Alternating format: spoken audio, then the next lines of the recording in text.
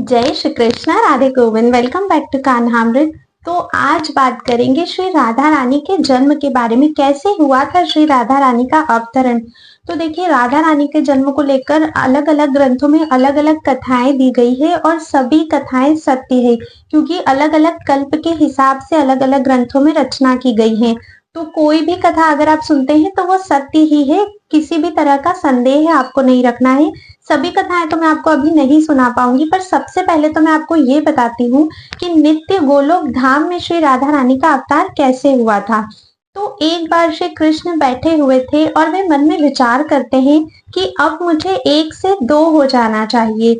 अब हमें नित्य गोलोक में भी रास करना है, उस जो दिव्य प्रेम है उसका रसास्वादन करना है, उसका विस्तार करना है। लेकिन रास करने के लिए तो रासेश्वरी की आवश्यकता होती है। बिना रासेश्वरी के रास कैसे होगा।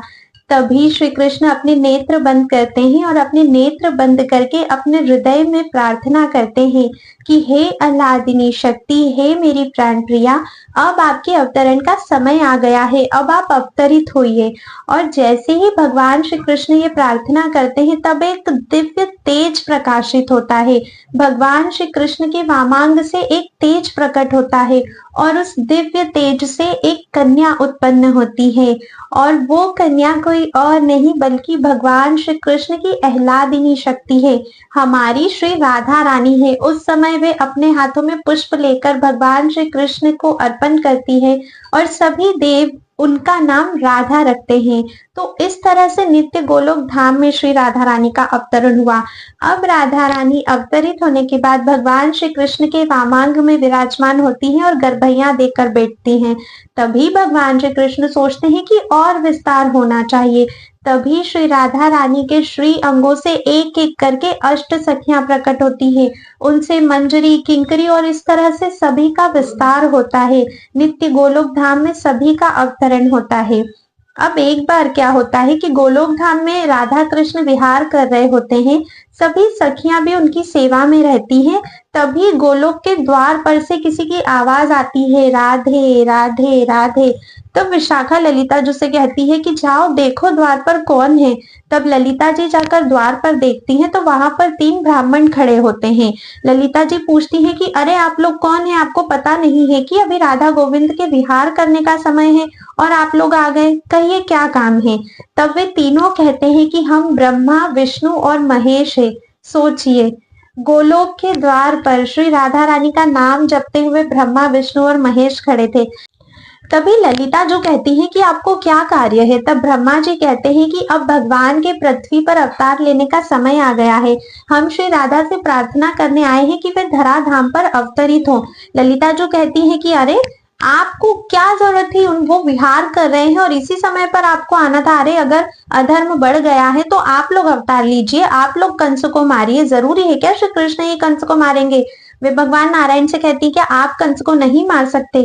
तभी भोलेनाथ क्योंकि थोड़े प्रेमी हैं तो भोलेनाथ बात को संभाल लेते हैं और ललिता जी से कहते हैं कि अरे ललिता जी, ये तो एक कारण है, बस कंस को मारना तो ऐसे ही बहाना है।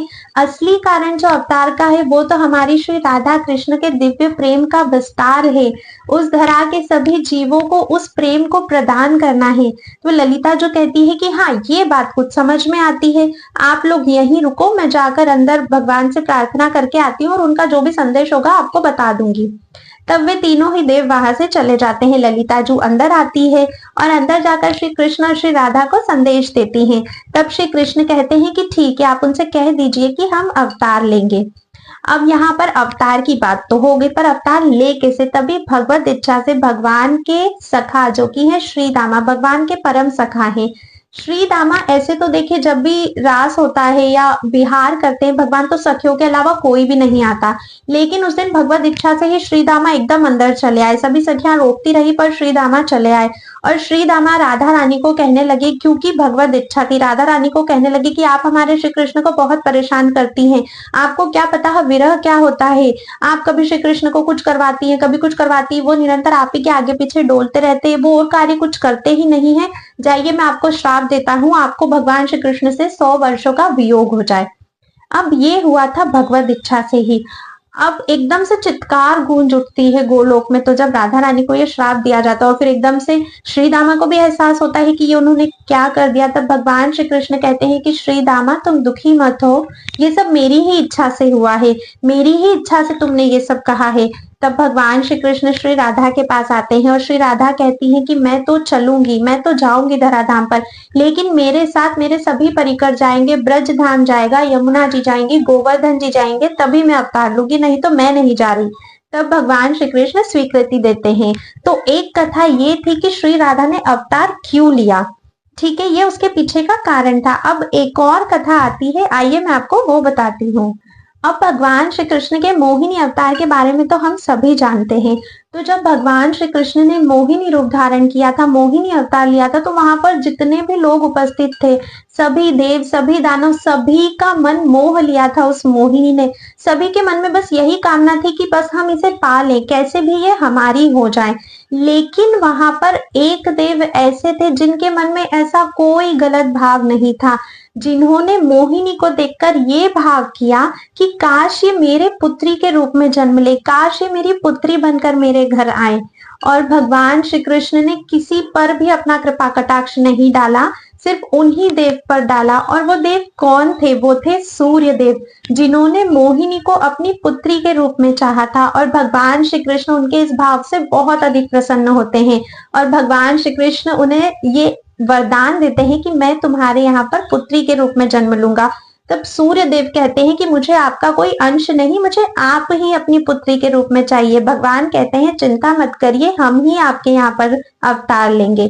अब भगवान श्री कृष्ण सोचते हैं बोल तो दिया है, लेकिन मैं ही कैसे, क्योंकि मुझे कृष्ण अवतार भी लेना है, तो मैं कृष्ण के रूप में भी प्रकट हूँ, फिर एक कन्या के रूप में भी, ऐसा कैसे होगा। तभी भगवान श्री कृष्ण अपने रूप का ध्यान करने लगते हैं और अपने रूप का ध्यान करते हुए भगवान श्री कृष्ण एक आकृति बनाते हैं, अपना ही स्वरूप बनाते हैं और उसका इतना प्यारा श्रृंगार करते हैं, इतना प्यारा श्रृंगार करते हैं कि वो एक बहुत ही सुंदर कन्या के रूप में प्रकट हो जाता है।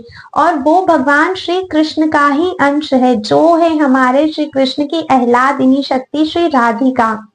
अब इधर बरसाना में, रावल में उस समय पर वृषभानु जी रहा करते थे, जिनकी पत्नी थी कीर्तिदा, जो कि हमारी राधा रानी की मैया है। तो वृषभानु जी और कीर्तिदा जी के रूप में ही सूर्य देव, मतलब सूर्य देव जो थे, उन्होंने वृषभानु जी के रूप में अवतार लिया था, क्योंकि भगवान ने उन्हें वचन दिया था। और जब भगवान ने उन्हें वचन दिया था कि हम आपके यहाँ कन्या रूप में आएंगे, उसके बाद सूर्य देव के 2 अवतार हो चुके थे और ये उनका तीसरा अवतार था। लेकिन भगवान तो आए ही नहीं अभी भी कन्या के रूप में। तब उन्होंने बहुत घोर तप किया ब्रह्मा जी का, उनकी तपस्या से ब्रह्मा जी प्रसन्न होते हैं और वृषभानु जी ब्रह्मा जी से वर मांगते हैं कि भगवान ने हमें वचन दिया था कि वह हमारे यहाँ पुत्री रूप में आएंगे, पर मुझे लगता है कि वो इस वचन को भूल चुके हैं, क्योंकि ये मेरा तीसरा अवतार है। ब्रह्मा जी आपसे विनती है कि आप जाइए और भगवान को याद दिलाइए कि उन्हें हमारे यहाँ पुत्री रूप में आना है। तभी ब्रह्मा जी वृषभानु जी को वचन के रूप में ये कहते हैं कि ठीक है, भगवान जरूर आपके यहाँ पर अवतार लेंगे। और इसका जो प्रूफ है वो ये है कि ब्रह्मा जी अपने 4 मुखों से ब्रज मंडल में 4 पर्वत बने हुए हैं, जो कि बरसाना में है। आज भी ब्रह्मा जी वहां पर पर्वत के रूप में विराजमान है। तो वृषभानु जी को ब्रह्मा जी ऐसा कहकर फिर जाते हैं भगवान श्री कृष्ण के पास, और सच में श्री कृष्ण ये भूल चुके होते हैं। फिर भगवान श्री कृष्ण श्री राधा से कहते हैं कि अब अवतरण का समय आ गया है। तभी एक दिन वृषभानु जी जब सुबह सुबह नदी पर स्नान के लिए जाते हैं, तो यमुना नदी में उन्हें एक नील कमल दिखाई देता है, जो बिल्कुल स्वर्ण की तरह चमक रहा होता है और पानी की धारा से वो वृषभानु जी की ओर आता है। वृषभानु जी उस कमल के जैसे ही समीप जाते हैं तो देखते हैं उस कमल पे एक बहुत ही सुंदर सी कन्या विराजमान है और उसकी शोभा, उसका तेज इतना है कि वृषभानु जी उसे ठीक से सहन भी नहीं कर पा रहे हैं। उस कन्या को लेकर वृषभानु जी अपने महल में जाते हैं। कीर्तिदा जी उस समय गर्भवती ही थी और सभी को ऐसा लगता है जैसे कीर्तिदा मैया के गर्भ से जन्म हुआ है उस कन्या का। लेकिन राधा रानी का जन्म उनकी मैया के गर्भ से नहीं हुआ है, उनका अवतार हुआ है। तो इस तरह से श्री राधा रानी का जन्म होता है। और भी कई सारी कथाएं हैं, कभी मैं आपको वो भी विस्तार से सुनाऊंगी। बट राधा अष्टमी स्पेशल ये कथा मैंने आज आपको सुनाई है और इस कथा को आपको राधा अष्टमी पे जरूर ही सुनना चाहिए।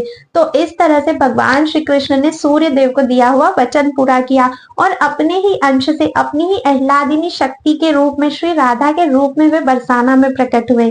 तो बोलिए श्री राधा रानी की जय और आप सभी को राधा अष्टमी की बहुत बहुत बधाइयां। आज की वीडियो में बस इतना ही था। अगर ये कथा आपको अच्छी लगी हो तो चैनल को सब्सक्राइब करके बेल आइकन प्रेस कर दीजिए और इस वीडियो को ज्यादा से ज्यादा शेयर जरूर करिएगा ताकि सभी लोग इस कथा को सुन सकें। और वीडियो पसंद आने पे लाइक भी करना है आपको। तो आज की वीडियो में बस इतना ही था। मिलते हैं नेक्स्ट वीडियो में, तब तक के लिए राधे राधे।